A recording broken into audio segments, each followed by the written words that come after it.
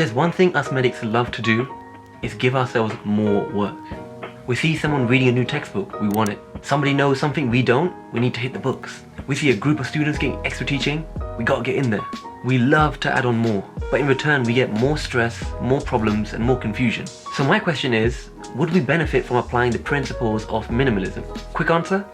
Yes. If you think about it, 5 or 10 years ago, medical school was just as tough, if not tougher, and it lasted the same amount of time, yet people would still pass. But now we've got better tech, better tools, Ali Abdal, and better resources. So I would always think to myself, with all this to our advantage, surely we should be able to achieve the same things previous medical students used to, but with more free time. The problem is, now we're no longer faced with too little resources. In fact, we've got too much. There's a million different textbooks, online resources and apps out there for us.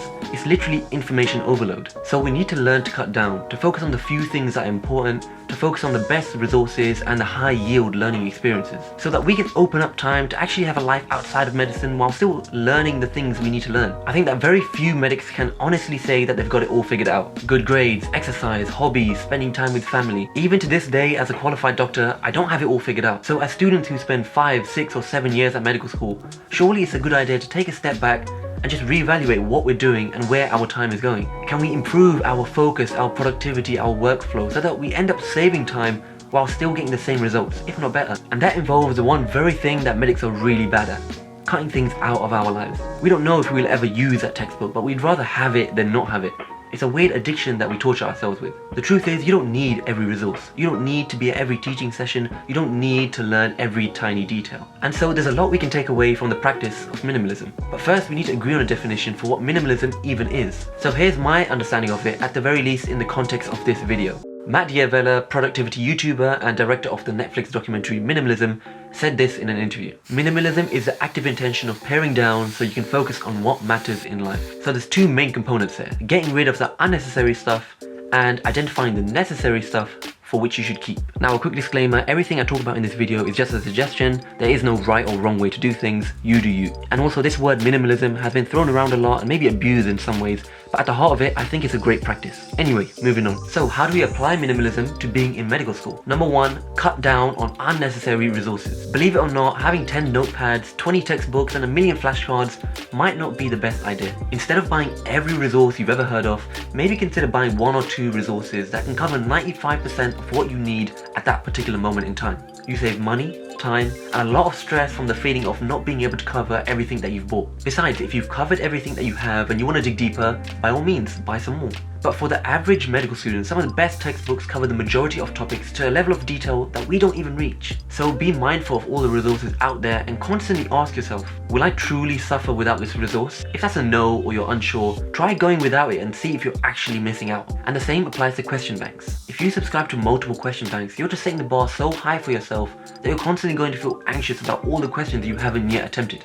And that's not good for you. Number 2 is to cut down on unhelpful learning environments. When you're at university or at a teaching hospital, identify where you learn best, who teaches you the best, what feels like time well spent and what feels like time wasted. When you find yourself in environments where you're just sitting around doing nothing or learning basic things which you already know, build up the courage to leave. And the same goes for studying with your friends in the library, when really you're just chatting with your books open. By freeing up that time, you create the opportunity to spend that time in a more productive way elsewhere. So if there's a teacher who you don't particularly learn from, leave. You're not doing anyone any favors by being there, unless it's compulsory.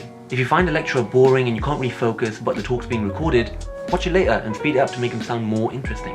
If you know you're not getting much work done with your friends, don't trick yourself into feeling like you're getting things done. Enjoy yourself, but maybe consider scheduling some alone time on the weekend for you to get some solid, focused work done. If you're not learning from shadowing a doctor, but learn better from actually seeing patients and then presenting them back, try and do more of that instead. If you don't take control over your own educational experience, someone else will impose what they think it should be like.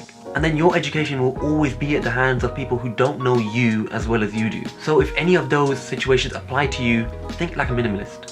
What can you eliminate that might actually benefit you? Whether it's people, resources, experiences, or fancy study techniques, not everything you cut out is a loss. By the end of medical school, I understood myself a lot better and what worked for me. More importantly, I knew what didn't work for me, which meant I didn't have to waste any more time on it. For the last few years of medical school, I used one main textbook, one main question bank, one notepad of things I kept forgetting, and an Excel spreadsheet to test my active recall. When it came to practicing clinical examinations, I found that I was spending 90% of my time practicing mock scenarios with my friends under strict test conditions. We all found that we learned so much quicker that way. We saw our own mistakes, we figured out the gaps in our knowledge, and we picked up new things from observing each other. And as I was either doing that or reading the online website YoungAcademics, my mind didn't have to worry about what resource I should be using on what day and in what proportion. It was either one thing or the other. And alhamdulillah, I passed all my exams first time. Yet towards the end of medical school, I was actually spending less time studying, yet achieving the same grades, if not better. So the next time you catch yourself asking, do I need more? Ask yourself, can I actually do with less? Thank you so much for watching. If you got this far, please take a second to like the video and subscribe if you haven't already for new videos every Wednesday. I've also written an article related to this as part of my motivational weekly newsletter, Life Lemons, which you can check out in the description below. Otherwise, check out some of the other videos I've made here, and I'll see you next week.